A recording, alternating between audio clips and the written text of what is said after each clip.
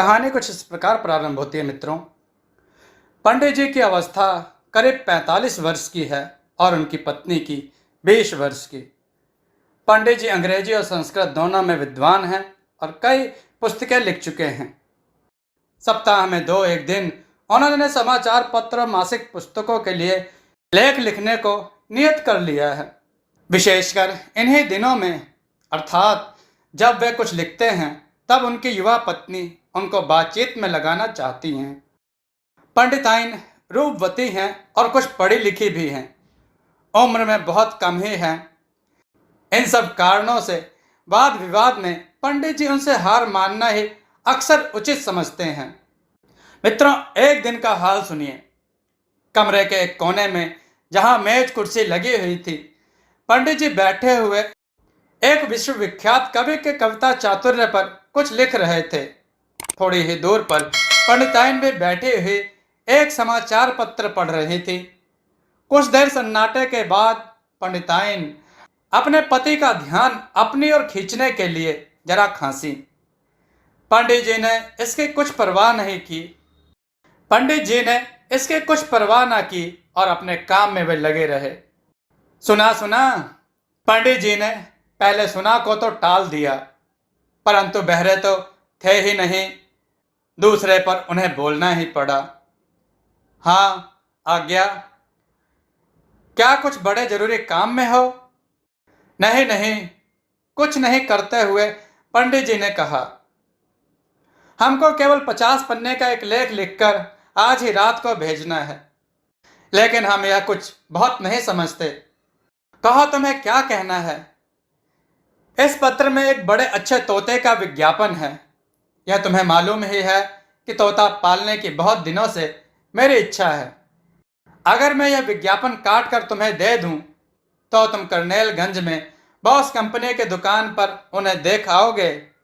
पंडित जी ने कलम तो रख दी और जरा जोर से सांस खींचकर बोले, प्रिय, क्या सचमुच ही तोता पालने का तुम्हारा इरादा है? क्यों नहीं, और लोगों के पास भी तो तोते हैं, और यह तोता जिसका मैं जिक्र करती हूँ बोल सकता है।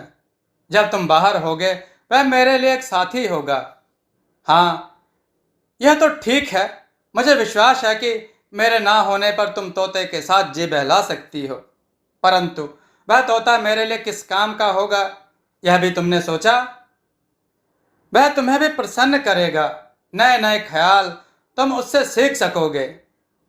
जरूर, मगर जब नए नए ख्याल मेरे ध्यान में ना आवेंगे तब मैं उनके लिए बोलते हुए तोते के पास नहीं जाने का। इतना कहकर पंडित जी फिर लिखने में लग गए। बहुत चढ़ाकर उन्होंने अपने ध्यान को कालिदास की ओर खींचना चाहा। पंडित जी ने कालिदास को काव्य रस का मानो एक वाक्य लिखकर सन्नाटे में आगे लिखा, तोता समझना चाहिए। ध्यान तो प्रिया के तोते की ओर था। इस कारण पंडित जी सोता की जगह तोता लिख गए। दोबारा पढ़ने पर यह गलती मालूम हुई। तब उन्होंने झुंझलाकर उसे काट दिया और पत्नी से आप बोले, जब मैं काम में कुछ करूं तब तुम कृपया करके मुझसे मत बोला करो। तुमने मेरे विचारों का प्रवाह बंद कर दिया। हम तुमसे कुछ भी बोले और तुम्हारे विचारों का प्रवाह बंद हुआ, मगर वह प्रवाह ही कैसा जिसे तोता बंद कर दे। मैं तो उसे टपकना भी नहीं कहने की, मगर अब मैं तुमसे कभी ना बोलूंगी और अपनी शेष जिंदगी चुपचाप रहकर काटूंगी। अगर तुम ब्याह के समय यह मुझसे कह देते कि मैं तुमको केवल देख सकूंगी मगर तुमसे बोल ना सकूंगी, तो मुझको यह तो मालूम रहता कि किस बात की तुमसे आशा रख सकती हूं और किसकी नहीं। ओह, मैं मानो किसी काठ के पुतले को ब्याही गई हूं। यह सुनकर पंडित जी मुस्कुराए और बोले, यह जवाब तो कुछ बुरा नहीं, इसमें तो तुमने खूब कविता छाटी। यदि तुम इतने चिड़चिड़े ना होते तो मैं तुम्हें ऐसी ही बातें सुनाया करती। उन्हें तुम अपने लेखों में शामिल कर लिया करते और वह तुम्हारे लेखों की शोभा बढ़ाती, परंतु मुझे तो घंटों चुपचाप बैठा रहना पड़ता है, जैसे मैं किसी काल कोठरी की कैदी हूं जिसे अपनी परछाई से भी बातचीत करना मना हो। प्राण प्रिय, मैं तुम्हें बोलने से केवल उस समय रोकता हूं जब मैं किसी काम में लगा होता हूं। भला तुम ही सोचो कि काम और बातचीत दोनों साथ ही कैसे हो सकते हैं। वाह, मैं तो उस समय भी काम कर सकती हूँ जब घर भर बातचीत करते हो, बीसियों आदमी बोलते हो। देखो ना, मेरे साथ ही 7-8 सहेलियां बातचीत करती जाती थी जब मैंने तुम्हारे लिए वह मखमली जूती तैयार की। तुम्हें कहो वह कैसी अच्छी है। पंडित जी हंसकर बोले, हम तुम्हारे जैसे बुद्धिमान नहीं, इसलिए तो मैं तोता पालना चाहती हूँ कि जब तुम मुझसे ना बोल सको और मुझसे भी चुपचाप बैठे ना रहा जाए, तब मैं तोते से बोल सकूं और तोता मुझसे बोल सके और मुझे यह शंका ना होने लगे कि मैं गूंगी या बहरी होती जा रही हूं, जैसा कि अब कभी कभी होता है। मैं कह देता हूं, पंडित जी ने कुछ क्रोधित होकर कहा, कि अब मैं कदापि और जीव घर में ना लाने दूंगा। तुम्हारे पास एक कुत्ता है, एक बिल्ली है, रंगीन मछलियां हैं और कितने ही लाल हैं। इतने जानवर किसी स्त्री के लिए जो नूह की नौका में ना पली हो, बस है। पंडिताइन ने बड़े मधुर स्वर से कहा, देखो, इस मामले में किसी ग्रंथ को ना घसीटो। पंडित जी ने अपने लेख को निराशा की निगाह से देखा और पंडिताइन की ओर प्यार से देखकर वे बोले, प्रिय, तनिक तो बुद्धि से काम लो। यह कमबख्त तोता तुम्हारे सिर में कैसे घुसा? मेरे घर में भी एक तोता था।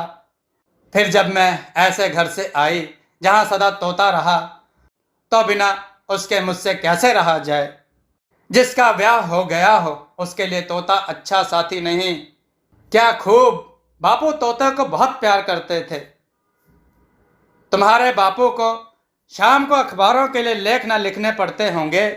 नहीं, वे अपना काम दिन ही में खत्म कर डालते थे और सायंकाल भले आदमियों की तरह अपने बाल बच्चों के साथ बिताते थे। मुझे इस प्रकार कुल रात बापू की ओर घूरते हुए ना बैठे रहना पड़ता था। एक शब्द तक मुंह से निकालने का मुझे कष्ट न था। हम लोग बहुत मजे में मिलजुल कर रहते थे, हम और बापू और तोता। इतना कहकर पंडिताइन ने अपनी सूरत रोती सी बनाई, जिससे पंडित जी आतुर होकर बोले, देखो, आंसू ना निकालो। तुम अच्छी तरह रहो कि जो तुम इस मकान के नींव की ईंट तक मांगो तो वह भी मैं तुम्हें देने को तैयार हूं। मैं ईंट नहीं मांगती, तोता मांगती हूं। पंडित जी को रोकर वह फिर बोली, तुम मेरे लिए तोता जरूर ला दो। मैं देखती रहूंगी कि वह तुम्हें दिक्कत ना करे, परंतु वह दिक्कत करेगा ही। देखो, तुमने लाल पाले हैं, वे मुझे कितना दिक्कत करते हैं। वे बेचारे प्यारे प्यारे लाल कैसे मधुर वाणी बोलते हैं। क्या उनके गाने से तुम्हें दिक्कत होती हो? प्रिय, उनके गाने से मेरा हर्ज नहीं, परंतु जब कभी पिंजरे के किवाड़ खुले रह जाते हैं तब मुझे रखवाली करनी पड़ती है कि कहीं तुम्हारी बिल्ली उनका नाश्ता न कर डाले। कल 2 बार मैंने जब उधर को देखा तो मालूम हुआ कि बिल्ली पिंजरे के पास अपने होंठ फड़फड़ा रही है। भला तुम ही कहो, कोई मनुष्य अपना ध्यान किसी बात में कैसे लगा सकता है यदि उसे एक बिल्ली की रखवाली करना पड़े जो उसकी पत्नी के लालों की ताक में हो। परंतु तुम्हें तोते को ना ताकना पड़ेगा। तुम जानते हो कि बिल्लियां तोते को नहीं खाती, और जब तुम काम में ना होगे तब उसकी बोली सुनकर प्रसन्न होगे। मैं उसको बड़ी अच्छी अच्छी बोलियां सिखाऊंगी। जो कुछ तुम उसे सिखाओगी वह नहीं बोलेगा, बल्कि वह वही बोलेगा जो वह पहले से ही जानता है। नहीं नहीं, मुझे विश्वास है कि इस तोते की शिक्षा बुरी नहीं हुई है। विज्ञापन में लिखा है कि वह बच्चों से मिल गया है। इसके यह मानी है कि वह गाली गुप्ता नहीं बकता। मेरे घर का तोता पूरा भला मानस था। उसके मेरे घर के आदमियों पर बड़ा अच्छा असर पड़ा। मेरा भाई तोते के आने से पहले तो कभी गाली वगैरह तक भी देता था, परंतु जब से तोता आया तब से उसने कभी वैसा नहीं किया। उसको भय था कि कहीं तोता भी ना वही बोलने लगे। मुझे बहुधा ख्याल हुआ है कि बोलने वाले तोते के होने से शायद तुम्हारी भी कुछ आदतें सुधर जाएं। अपना यह ख्याल तो तुम एकदम दूर कर दो। घर में तोते की मौजूदगी मुझे आपे से बाहर कर देगी। जब वह चीखने लगेगा तब ना जाने मैं क्या क्या बक जाऊंगा। इसके सिवा मेरे इज्जतदार भले मानस और सीधे साधे पड़ोसियों को एक चीखते हुए तोते से बड़ी परेशानी होगी। हाँ हाँ, तुम पड़ोसियों का ख्याल कर रहे हो, तुम्हें इस बात का ख्याल नहीं कि मुझे कितना दुख है। तुम्हारा सब ध्यान गैरों की तरफ है। अच्छा, कल मैं अपने मकान के सामने वाली हवेली में कहला भेजूंगी कि वह कुत्ते ना पाले, क्योंकि वह घंटों दरवाजे पर भौंका करता है। अगर मैं तोता ना पाल सकूंगी तो वे कुत्ते भी ना पाल सकेंगे। और हाँ, पड़ोस में अभी एक बच्चा हुआ है, वह करीब करीब रात भर चिल्लाता रहता है। मैं उसके लिए भी वैसा ही कहला भेजूंगी। अगर मैं उनके कारण तोता ना रख सकूंगी तो वे मेरे कारण बच्चा भी ना रखने पावेंगे। इतने पर पंडित जी ने कालिदास और उनके काव्य को हटाया और कुर्सी दूर कर वे अपनी अर्धांगिनी के सम्मुख हुए। प्रियतमे, यदि तुम बुद्धिमानी से बात करो तो मैं तुम्हारी बात सुनूंगा, वरना नहीं। भला पड़ोसी के बच्चे और तुम्हारे तोते से क्या संबंध? संबंध क्यों नहीं, खूब संबंध है। अगर मेरे कोई बच्चा हो और वह रोए तो तुम कहोगे कि तुम्हारा ध्यान बढ़ता है, इसलिए दाई को उसे लेकर छत पर या बाहर बाजार में बैठना पड़ेगा, जिसमें उसका रोना तुम्हें ना सुनाई दे। तुम्हारे लिए तो केवल एक स्थान अच्छा होगा। तुम एक कमरा किसी गूंगे बहरों के अस्पताल में ले लो, तो तुम बिना किसी विघ्न के लिख पढ़ सकोगे। मैं कहती हूं कि आखिर और लोग कैसे किताबें लिखते हैं। तुम्हें कालिदास के बारे में 2 सत्र लिखना है और उतने के लिए अपनी पत्नी को सभ्यतापूर्व जवाब देना तुम्हें कठिन हो गया है। प्रिय, जवाब तो मैं दे चुका हूं। क्या मैंने यह नहीं कहा कि मैं तोता रखने के विरुद्ध हूं? हाँ, परंतु तुमने मुझे समझाने तो नहीं दिया। तुम्हारा जो ख्याल तोते के विषय में है वह सर्वथा गलत है। तुमने जानवरों के अजायब घर के चीखते हुए तोते देखे हैं जो एक शब्द भी नहीं उच्चारण कर सकते, परंतु एक सिखाया हुआ तोता, एक शिक्षित तोता, एक पालतू तोता, जैसा विज्ञापन में लिखा है, कुछ और ही चीज है। मेरे घर में जो तोता है वह गा सकता है। लोग कोसों से उसके गीत सुनने आते हैं। उसके पिंजरे के पास भीड़ लग जाती है। अच्छा, वह क्या गाता है? ऋतु श्रृंगार के श्लोक। देखो, ऐसे बेलगाव बातें मत करो। ऋतु श्रृंगार के श्लोक पढ़ेगा? वह काशी का कोई शास्त्री है? अच्छा, फिर यह बताओ वह गाता क्या है? इसमें तो कोई संदेह ही नहीं कि तुम तोता जरूर पालोगी, चाहे हम माने या ना माने। अब हमें इतना तो मालूम हो जाए कि क्या बकबक कर सुबह, दोपहर और शाम हर समय वह हमारे कान फोड़ेगा। उसमें कान फोड़ने की कोई बात नहीं। तुम तो ऐसा कहते हो गोया मेरे घर के आदमी सब जंगली हैं, गान विद्या जानते ही नहीं। याद रखिए, उनमें बुद्धि और सभ्यता तुमसे कुछ कम नहीं। अच्छा, यह सब हमने माना। जरा बताओ तो सही, आपका वह सभ्य तोता कहता क्या है? वह कई बड़े ही मनोहर पद कहता है। नीचे का पद तो वह बड़ी ही सफाई से गाता है। वह कहता है, तुम आओ मैं जाता हूं, तोता कहलाता हूं। आहा, क्या कहना है। पंडित जी ने कुछ क्रोध और कुछ कटाक्ष से कहा। मैंने अपने जीवन में इससे अधिक अच्छा गाना कभी नहीं सुना। तो मैं इस तोते पर धत कहता हूं। देखो, मुझसे धत ना कहना। कोई मैं कुंजड़िन कबड़िन नहीं। खफा मत हो, मैं तुम्हें धत नहीं कहता, तुम्हारे सभ्य तोते को धत कहता हूं। तुमने पूरा 1 घंटा समय मेरा नष्ट किया। अब कृपया करके लिखने दो।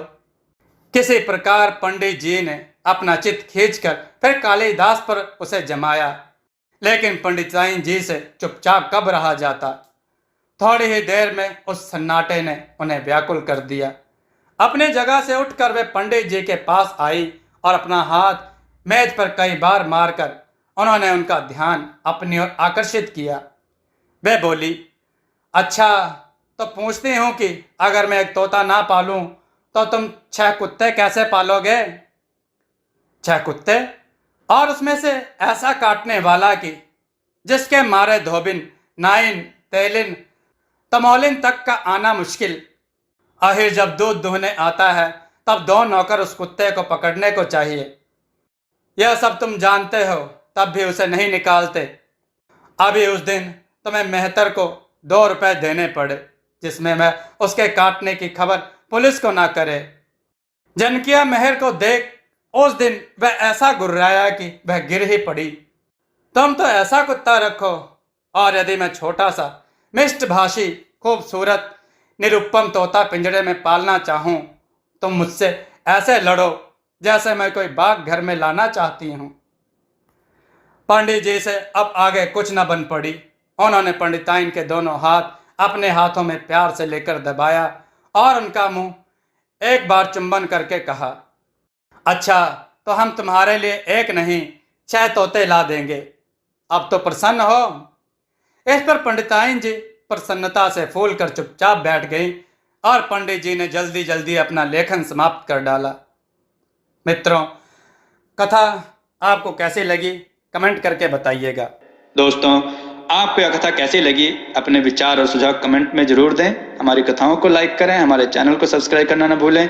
हमारी कथाओं को शेयर जरूर करें जिससे लोगों को अच्छा ज्ञान प्राप्त हो। जय श्री राम भक्तों।